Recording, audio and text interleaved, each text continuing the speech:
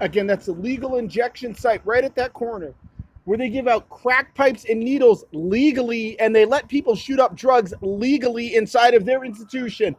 And listen to this man driving around with this siren when he knows that it can cause people strokes and heart attacks after they have injected drugs.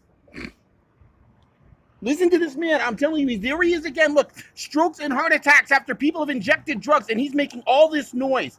And he's pretending like he's helping somebody. Strokes and heart attacks after people have injected drugs.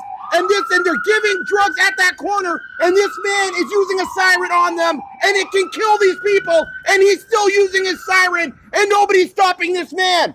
And that could kill somebody after they did drugs legally, and he's using a siren. Right? Are you hearing this siren? You're looking at me, what about the siren? Right? You don't hear the siren?